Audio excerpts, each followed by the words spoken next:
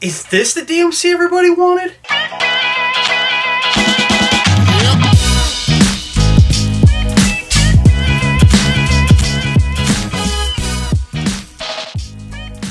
Seriously, this game, holy crap, I've said it already on Twitter and on Facebook, but Capcom is back in a big way, the best way.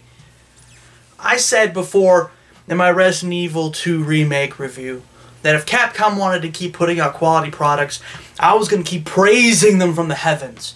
I missed Capcom in their golden years when they made game after game that was beloved among everybody. From the original Devil May Cry's back in the day, as well as most Resident Evils besides Resident Evil 4. Mainly because I was too young, and also mainly because I was too poor.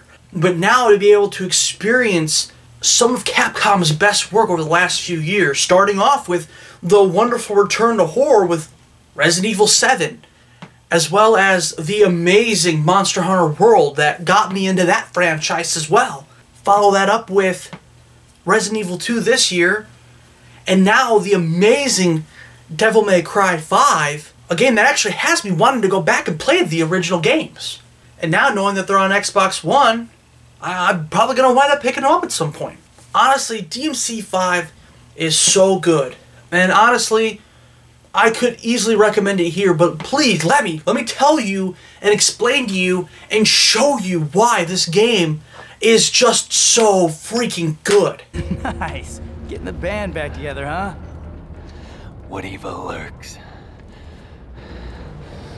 I must destroy. I thought that was the plan all along.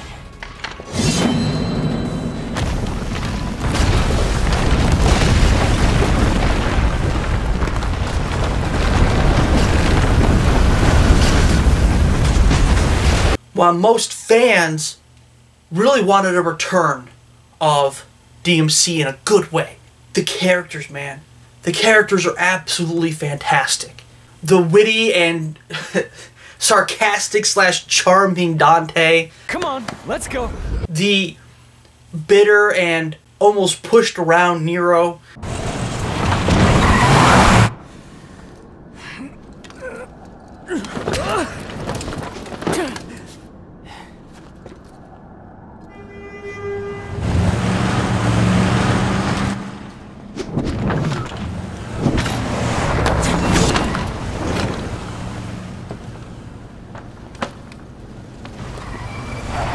And of course, the other cast and crew as well, some new additions like the additions of V and Nico. Yeah, he's a real pro at smacking demons around. That's why I built him that well-functioning arm. To kick demon ass.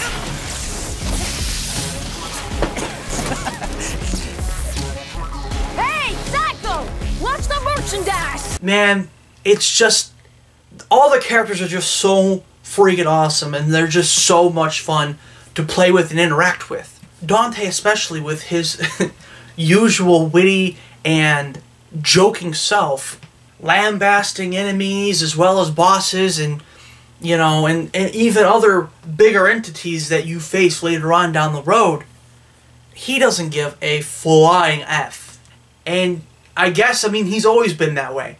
I wouldn't know. I played the only Devil May Cry that I have played to this point was the DMC kind of soft reboot, or whatever that you want to call it. Abomination, apparently according to most Devil May Cry fans. Back in, what was it, 2013 or whatever? The one done by Ninja Theory. And I felt like it was a good game, and I wasn't as tied to the series, so I wasn't nearly as offended as so many others. Now after playing DMC 5, I can kind of understand it. Where the DMC Dante is more of a sexual freak who, you know, doesn't spit out nearly as many good one-liners and isn't nearly as charming. I get it now. It's not about Dante being some sex icon. It's about him being this half-demon, half-angel, whatever thing that just goes about kicking demon ass and not giving it F.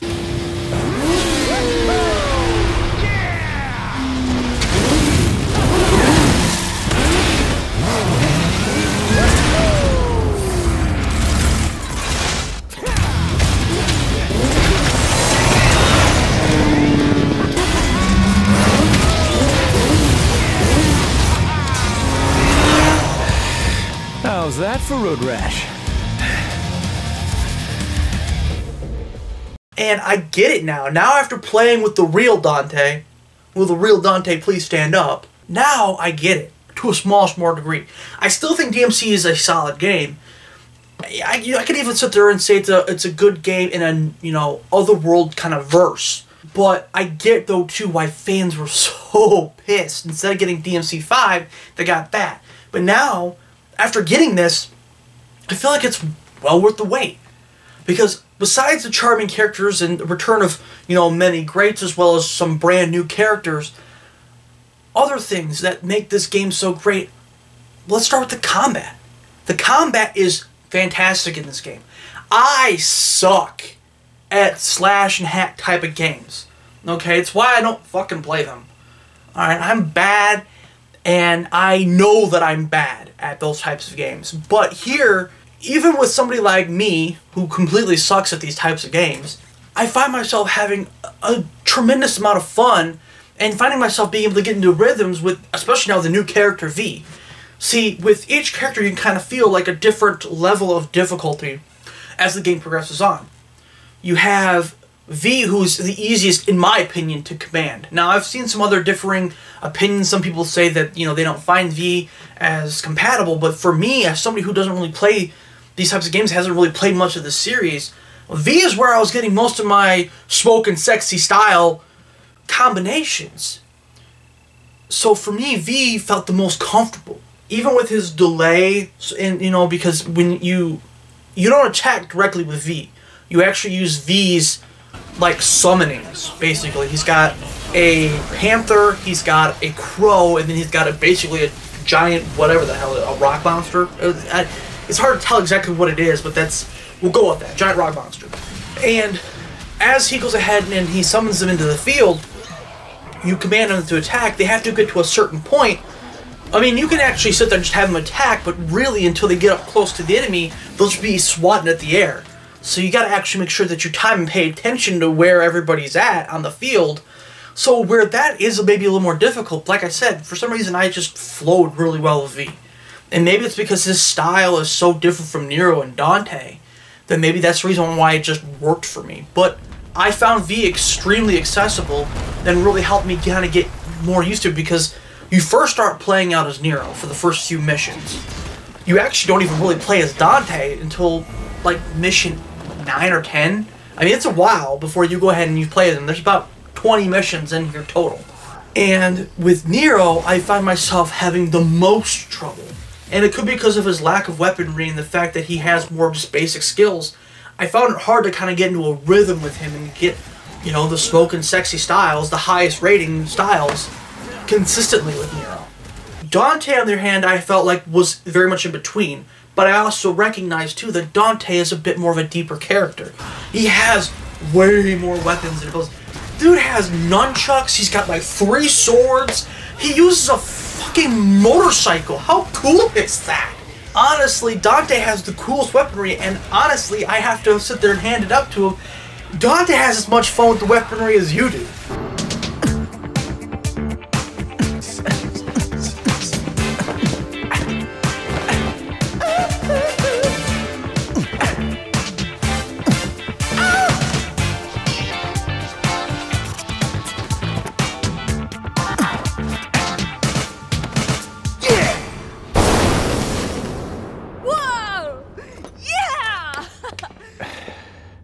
I'll take that. So with Dante, like I said, for me, Dante was somewhere in the middle, but Dante has this much wider gap between mastery and just being able to mash a few buttons. So it's one of those things where, like, with Nero, I could never get into.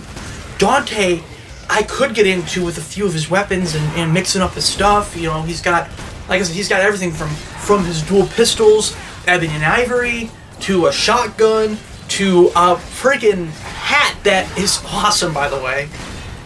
And just so many other things that just you can kind of mix and match to kind of fit how you want to play. And like I said, it's a combination of Nero and V and even some other stuff, and it makes it where you can kind of settle into where you're the most comfortable. And you can really master the style that you're playing as. And I really enjoyed it. That's what helped suck me in. It's the characters, it's the combat, and of course, it's the story.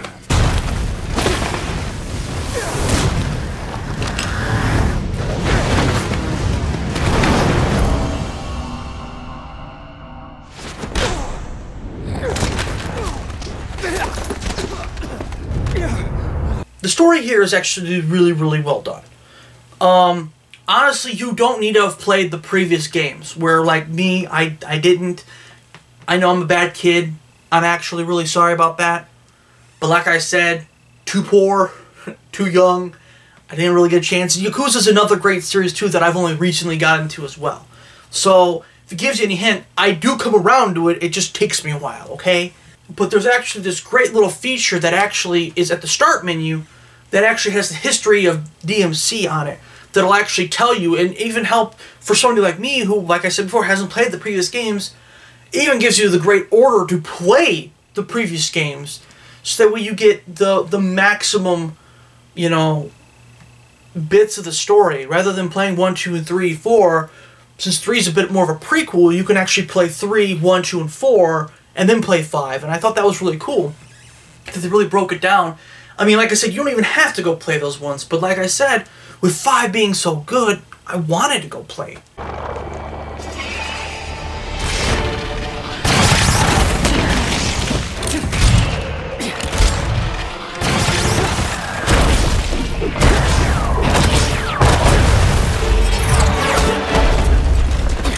What? No chit-chat or monologue? Just getting right to the point, huh? And while there are some bits of the story that I've heard, I'm not a DMC fan like some people. While there are some parts and bits of the story that felt maybe like a little retreaded, I really chalked it up to the fact that the team's kind of back in the saddle again for the first time in, how long has it been since we got DMC 4? 11 years? So I can kind of brush some of that aside, considering the fact of what I feel like they set up with DMC 6. Which I hope, with this reception for DMC 5, we get a DMC 6. Capcom, please, if you're watching this, DMC 6, Resident Evil 3 Remake, Resident Evil 8. That's what we want. You guys have been doing an amazing job. Keep it up, okay? Please, I beg you guys. You guys have been killing it. So anyways, going back to the story itself. Like I said, I'm not going to sit there and spoil anything from it. I don't want to give away too many bits and points. I just want to talk about a few of the characters that are in the story. One of the new ones, as far as I know of, is Nico, the gunsmith, who I guess actually, in a little fun little bit, actually wound up creating, well, not herself, I guess it was her dad, was a previous gunsmith, created Dante's ebony and ivory pistols and some of the weaponry that's actually in his arsenal. And it's actually kind of a cool little like crossover tidbit, as well as the fact that, you know, she does her own thing. She creates these powerful arms, these buster arms for Nero. And that's who she usually pals around with, is Nero.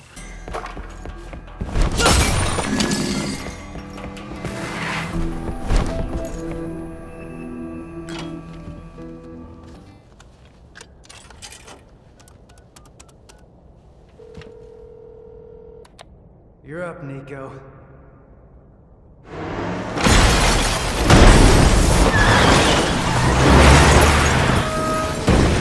I got you covered, asshole. Nero, in the beginning of the game, actually loses his arm. And, you know, like I said, I don't want to spoil that. I want you to watch it. I thought that was really cool, really neat. But because he loses his arm, she's there to help him craft new arms. And with each arm, actually has, like, different abilities and different ways to engage in combat and traversal. And these are really great. I mean, there's like 8 to 10 different arms that are really cool, really fun to play around with.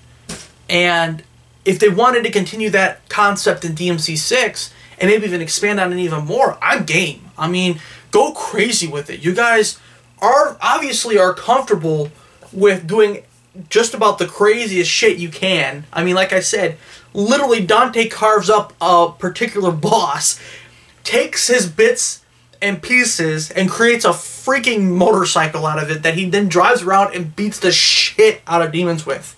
Okay? You guys can go nuts, alright? You can give me a freaking rocket arm that I can propel and have go all over the freaking place like a homing rocket. I don't care. Either way, it's really fun and it's really great. And then, of course, the other new character, V, who is mysterious and brooding and actually leaves you kind of in suspense for about 3/4 of the way until suddenly you realize and recognize through a little bit of dialogue who he actually is and what he actually represents. And I thought it was a cool little reveal, especially, like I said, with me being a fresh face to the DMC universe. I liked it. I loved it. And I was like, is this what I get with the real DMC? Yeah. See ya.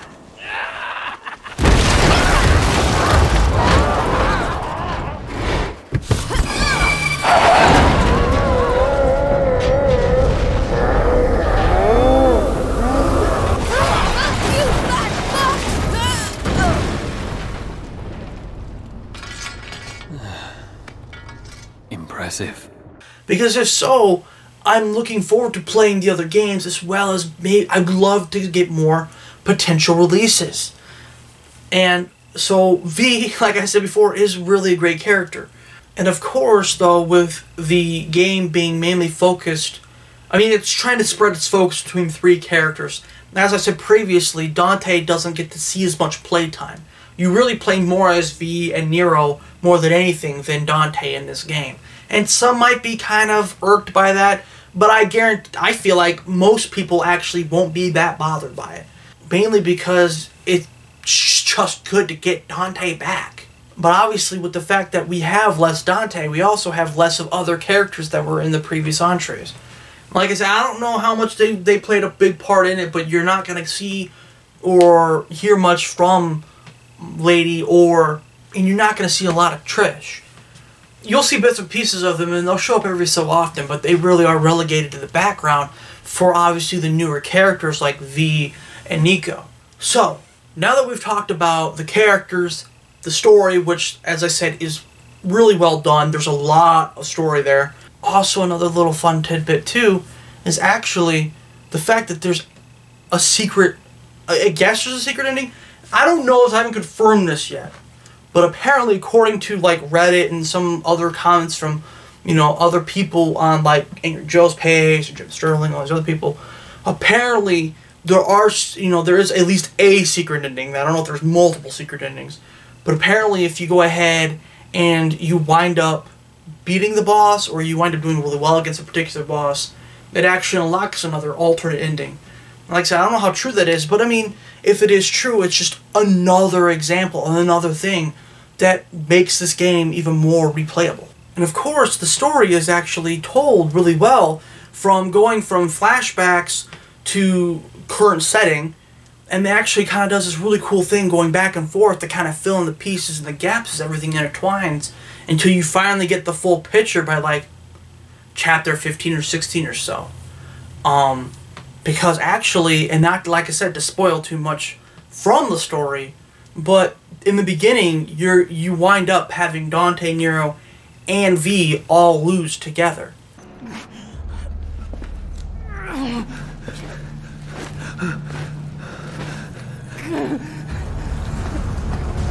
This is it! This is it! It's all over!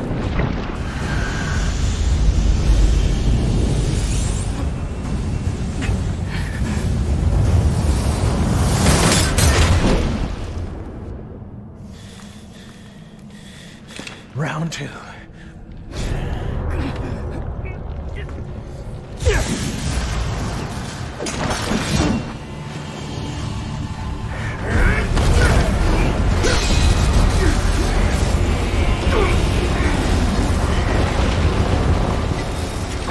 Get her out of here! This is a bad move! Honestly, not to get too carried away, but really the story will give you about 10 to 12 hours worth, easy, just playing straight through. But if you want to do some other things like secret missions or trying to find certain collectibles, it'll actually probably take you more like 14 to 16 hours, give or take. Depends on how much of a veteran you are of the series, really. But there's a ton of content, and there's a New Game Plus mode already, and there's plenty of other stuff to do in the game that you'll easily be able to squeeze 30 or 40 hours out of this game. Like I said, easy. And that's not even including the free DLC we'll talk about in a little bit. So there are actually 4 different types of orbs that you'll actually use throughout the type of game. Red orbs to increase abilities, blue orbs to increase your vitality / health. Purple orbs are more for V and Dante, and they increase your ability to use your breakers. And then gold orbs actually will grant you revives if you fall in the middle of combat. Usually are really helpful for idiots like me who are really bad at boss fights. So, but anyways, combat's amazing, the story's really well done, the characters are fun and interesting, and then of course you have the thing that really helps tie it all together, the freaking music. Sound design is fantastic here. From the slashes to the grunts to, like I said, Dante insulting demons to their face. You know, the guns, the weapons, everything sounds amazing.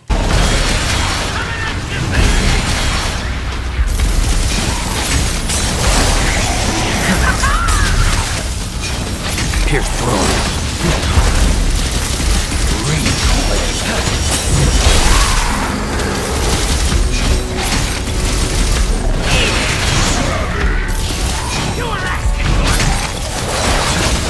I mean, honestly, the sound design here is so well done, from the absurd to the funny to the grotesque. Everything just, like I said, sounds top notch. And of course, the music here is so well done. I mean, you go ahead and you start fighting up, you have a new type of demon fucking fall into place, and, you know, their name comes up or whatever, or our boss shows up and their name comes up over the screen, and the music just starts kicking in, and you get pumped up, and you hear that metal music in the background.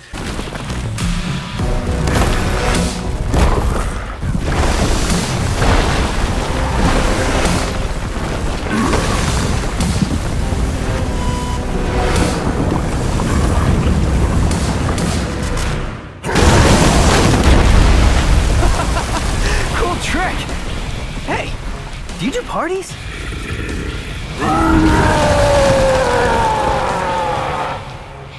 That's actually one of the things I really liked about DMC.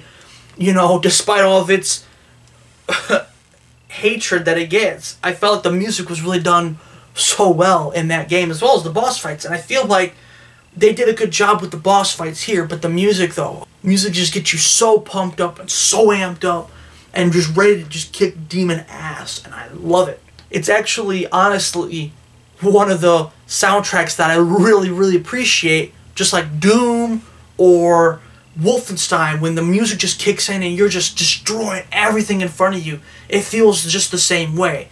Less with guns and more with, like I said, swords and motorcycles, but it still just feels so satisfying. Nitpicks that I would sit there and say that I feel like should be at least pointed out, and that I would like to see improved on in DMC 6, is really, I would sit there and say, if I was going to throw anything out there, it would be definitely that the last 2 or 3 chapters get really chaotic, and some of them are really cool, and some of the battles are really cool, but at one point, and you'll know what I'm talking about if you play the game, there is a particular point in the game where there's actually a boss gauntlet that happens. Like I said, it's toward like the last few chapters of the game, and you know, of like 3 or 4 bosses you'd already previously beat. And while on one hand I usually absolutely hate it, and I still don't like it here, but most of the time I absolutely hate it. Here I kind of understand, both from a story perspective as well as a gameplay perspective. You've grown so much with this particular character that the boss battles are a lot easier than they were before, but at the same time it doesn't feel as creative as everything else in the game. Like, the first 16, 17 chapters are top-notch, gold standard. Like, I'm ready to give this game a 10 out of 10. But then the boss gauntlet happens, and that was frustrating. And then another thing, and I don't know if anybody else has had any issues with this, but something that happened to me the other day, and it was super frustrating. The last boss battle is a pain in the ass, and like I said, I'm already not very good at the game. I had to complete it 3 times, because if you try to skip over some of the scenes, and the only reason why I wanted to skip over the scenes in the credits was because it was literally 6 o'clock in the morning. It was 6:30 in the morning. I was trying to go to bed. It kept crashing. It crashed. It hard crashed twice until I let everything play out, and then it proceeded onward. And what Emily actually called the never-ending ending, which she wasn't wrong. Don't get me wrong. There's a lot to the ending, and I'm not knocking it, but it's just the hard crashes because you're trying to skip past and get to the ending is frustrating. And I hope it gets patched. It was on my Xbox One. I don't know if it's happening to PS4. I don't know if it's happening to PC, but it happened on my Xbox One, and I nearly had to. It happened the second time because I used 1 or 2 gold orbs. Because, like I said, I'm shit. I know. I was playing a Demon Hunter. I'm shit. I know. That it crashed hard. It completely kicked me all the way to the main menu. Used up my gold orbs. Didn't replenish my gold orbs. Made me use my gold orbs. And still made me redo the boss battle 3 times. Nearly made me whip my controller to the TV. What else? Really, there's not much else that I would sit there and really say needs to be fixed or changed. For the most part, the game runs super smooth. And other than those hard crashes, which I really think just is tied to the fact that if you skip the scenes, that's what happens. Because like I said, I let it play out and I didn't have any problems. It's like you skip it and it has a hard time catching up and loading and it just crashes. I don't know what the hell it is. But other than that, I had no real problems, glitches. I didn't have any game-breaking bugs. I mean, the game is super smooth. That's why it sticks out in my memory that it crashed 3 times or twice. And I had to beat the same boss 3 times. So, other than that, like I said, the game runs super smooth. There's a multitude of also replayability in the fact that there's like 6 or 7 different modes from, newbie training to hell versus hell and shit. I mean, there's so many different modes. And then, of course, like I said earlier, I mentioned it, there's free DLC that's coming with this. And I mentioned it with Resident Evil 2 Remake and said that it's absolutely wonderful that you guys are not just making DLC, but you guys are making worthwhile DLC and also making it free. I think that's fantastic. That's consumer friendly. And I absolutely applaud you for it. But then turn around and do it also with DMC5, where we're supposed to be getting some free DLC here really soon, within the next week or so. Where it's a gauntlet type style fight where you take on different waves and groups of enemies and different levels and stuff. And apparently I think it's been something that's been done before. I don't like sort of being a big DMC fan. I don't know. But I still think it's great, and I think it's really cool that you guys are adding stuff for free. I mean, you guys have a great package, and the fact that you guys want to keep feeding it, just like with Resident Evil 2. Hell, I see you guys having a ton of fun with fans doing speed runs with Resident Evil 2, and I think that's freaking great. Capcom, you guys are back. I love you, and I'm glad that you guys are having this second golden age of gaming, and that you guys are just cranking out wonderful, heartfelt games again, because that's what matters. Games that feel not only finished, but just feel like they have so much blood, sweat, and tears. That's what reminds me of why I love gaming. Telling great stories, having amazing games, and really giving your devs not only the resources, but the time to craft these things. That's what it's all about. And so, we'll get to my final verdict. Honestly, you guys should definitely go get it, because I'm giving DMC5 a 9 out of 10. And the only reason it's not a 10 out of 10 is really just because of that final boss gauntlet thing that happens before you get to the very last boss, the last 2 bosses that happens. It's just, it's frustrating, and I didn't have a huge problem with it, like I didn't struggle with it, but it's just, it didn't feel as creative and fresh as the rest of the game did. Because there's a few recycled story bits, and because, of course, of the hard crashes, I'm going to give it a 9 out of 10, but it's a strong 9 out of 10. And this is still one of the golden standards of these slash and hack type of games. This, and as well, honestly, Hellblade are two great examples of how these games should be done. Having great stories, with, just fantastic characters and writing and amazing combat. I mean, honestly, if all the hack and slash games were like this, I'd play more of them, to be honest with you, because even though, like I said before, I'm total shite at them, I had a blast playing this game. And there's still a lot for me to go do. So when I get an opportunity and I get a little free time, I'm definitely popping this back in, and I'm definitely going to try and see if I can't get a little bit better with Nero and try and get a few more smoking sexy style ranks. And absolutely, this game definitely belongs on your shelf. It does get my seal of approval. So guys, I hope you enjoyed the review, and I hope you enjoyed some of the gameplay, and honestly, like I said before, you guys should definitely go out and play this game. At least rent it. Give it a playthrough and see what it's all about. I think you guys would really enjoy yourselves. This is what gaming is all about in my eyes.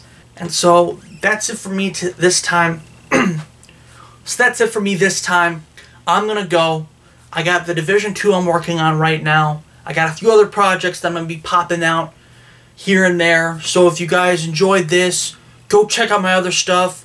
Look forward to, the other releases of stuff that I'm doing. Let me know how I'm doing. Give me a thumbs up. Give me a comment. Share the video. Do whatever you can to sit there and help me out. Subscribe. I'd absolutely appreciate it. And I mean, I do it so that way I can entertain you guys as well as go ahead and inform you guys. So anyways, I'm going to go ahead and let you guys go. I'll see you guys on the next On The Shelf. Bye now.